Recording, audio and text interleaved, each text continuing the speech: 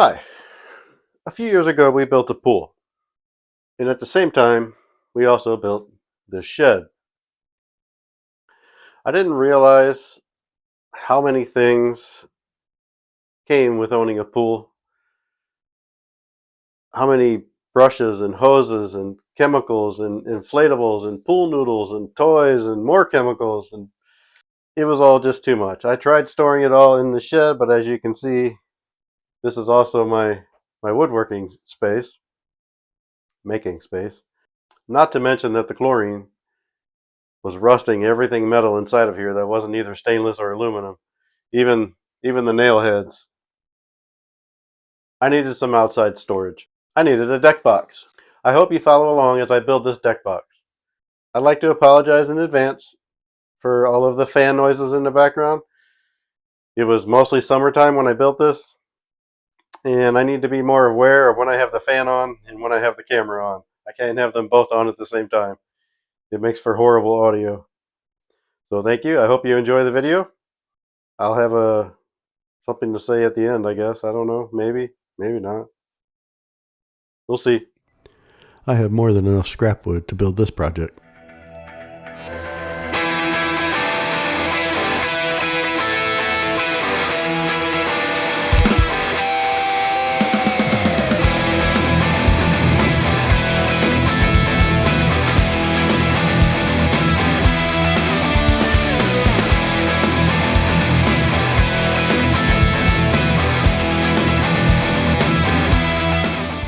With the boards for the lid frame rough cut, I'll need to start laying out some miters.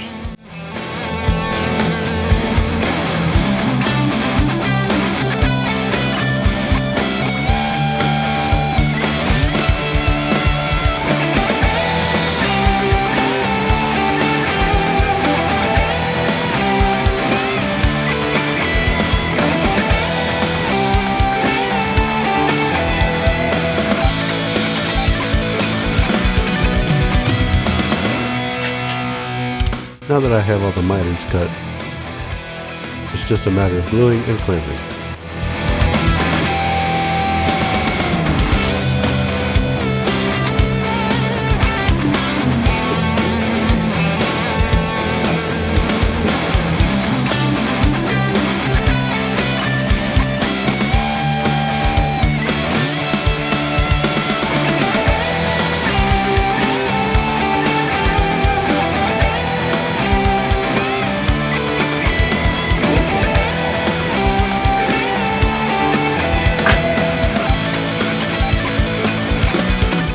I continued to cut and dry fit each board until it fit in the frame perfectly. So I'm about halfway there. I've got 5 pieces glued in, and I've got 5 more here on the floor. I'm going to clamp these this way, and I'm going to clamp those that way. We'll see how it ends up, but so far, so good. Halfway done. I have kind of a gap here that I'll fill in. Anyway, one more board to go, and it almost fits. Just have to trim a little bit off.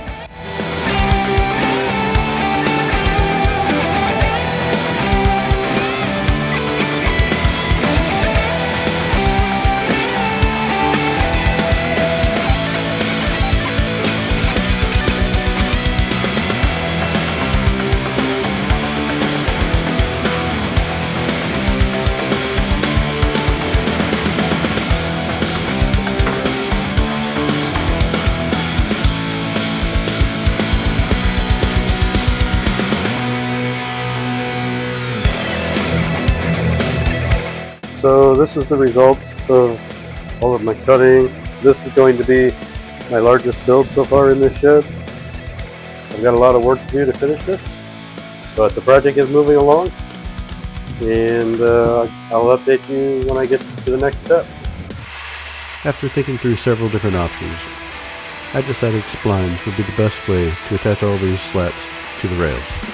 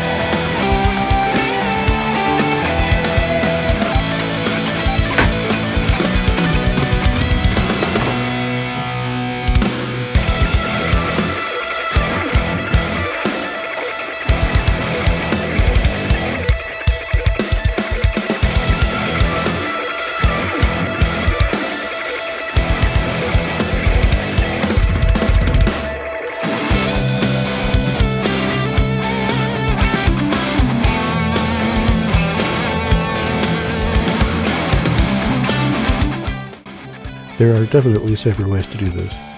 If I ever have to do this again, I'll make myself a jig to keep my fingers away from the blade.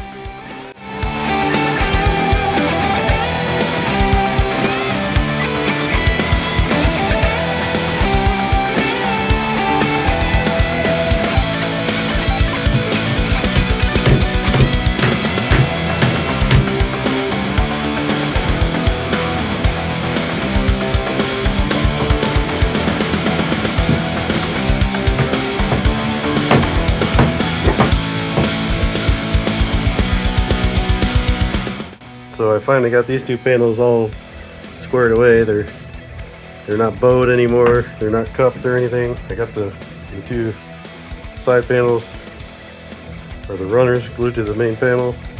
This one is now fitted, cut and fitted, and I have the splines on both sides. Spline there, spline there. So I still need to do this one. I need to get this one cut and splined. So that'll be all the panels except for at the very bottom of the whole box.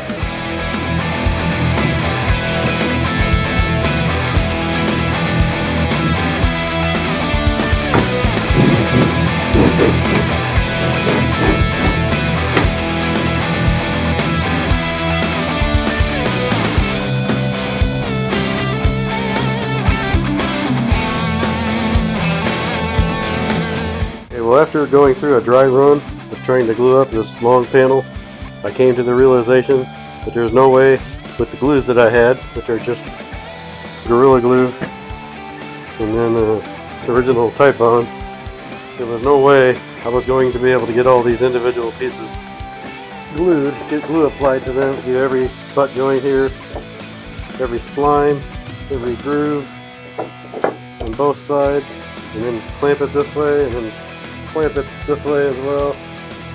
It was just too much. There was no way I was going to be able to do that in the amount of time that these two glues were going to give me.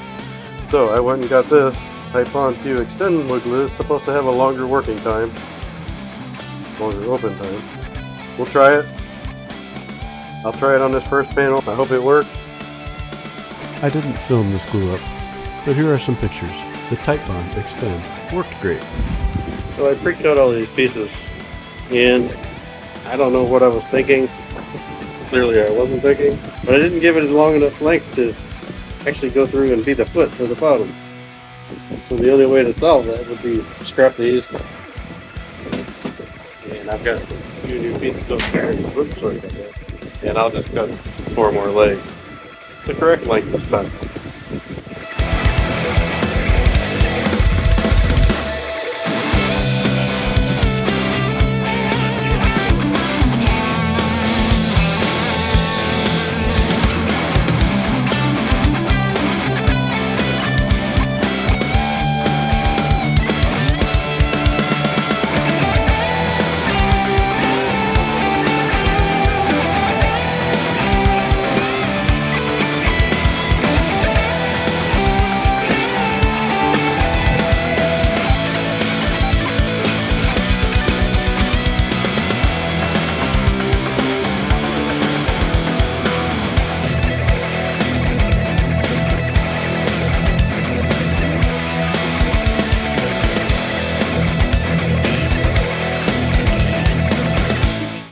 I'm using PC11 epoxy for the first time.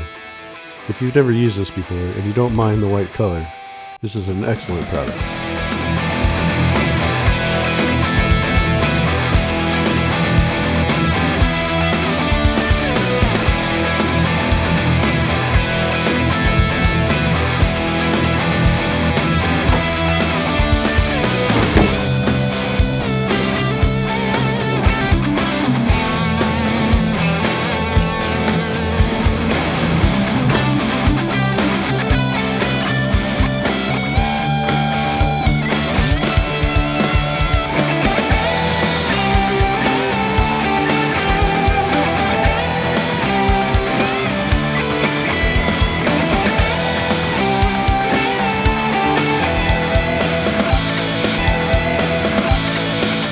I placed the center stretcher first to stop the sides from spreading out.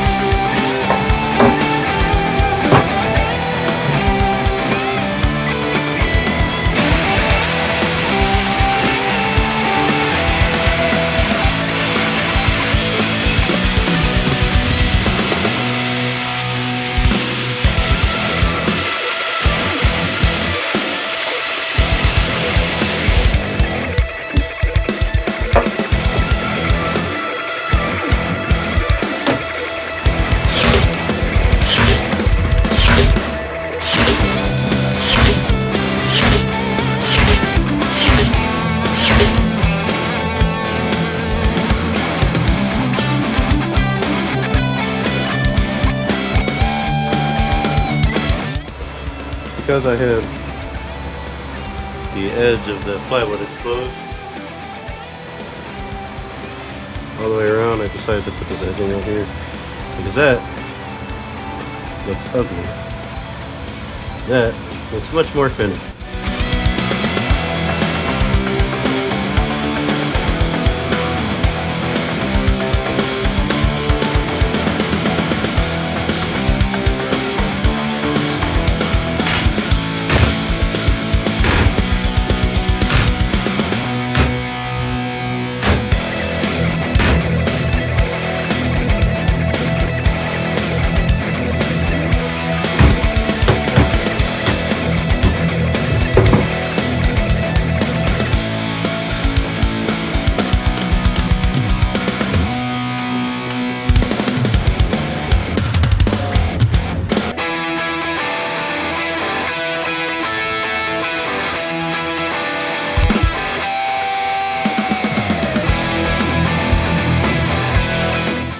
Timbermate Wood Filler is a great product for filling in any nail holes or gaps.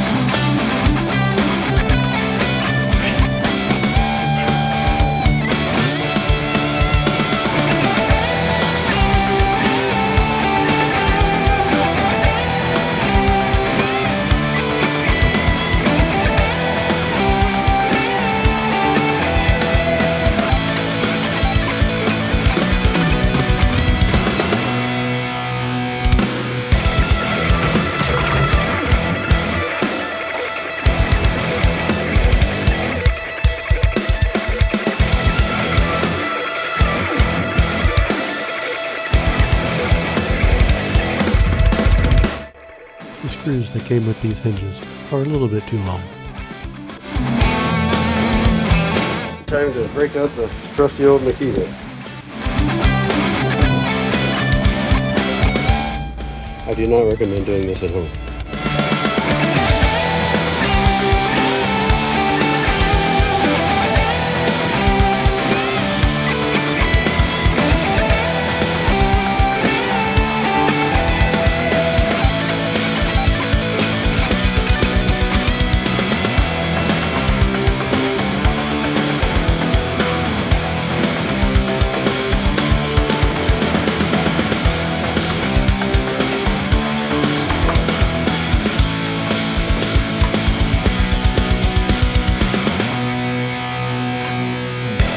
So now I need to figure out how to put this in there to stop the lid from going all the way back.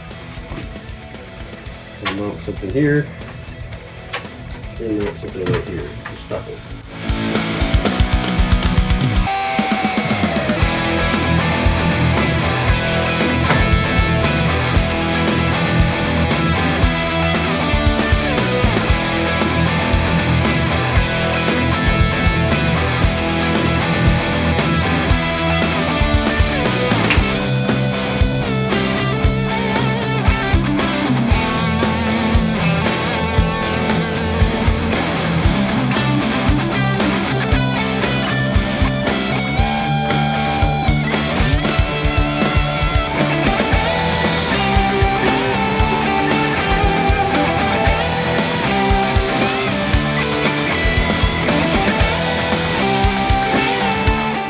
So I did a little test with just some spar urethane.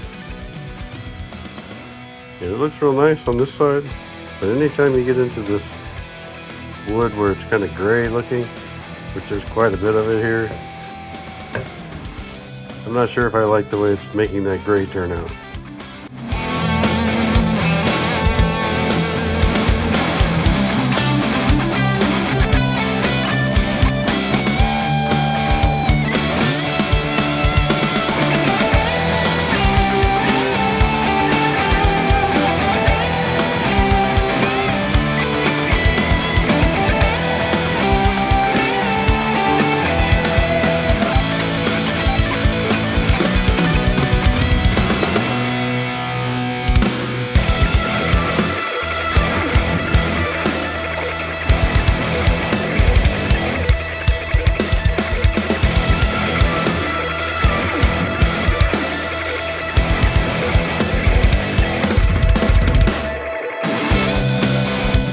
Okay, so I've had this thing in here a week longer than what I had anticipated. I figured I would have it outside by now. This piece here is still dripping sap out of here. I should have sealed that up, but every day I come in here, you can see the sap line that I've scraped off all the way down to the bottom. Everything else is fine. I think I'm done.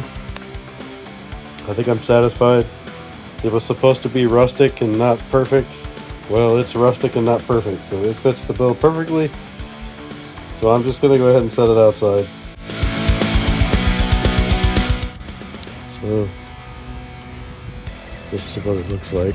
It's kind of big, but my initial thought with building this was not to put it on the porch. It was actually to put it behind the shed. But it ended up on the porch, so I think it worked out pretty nice.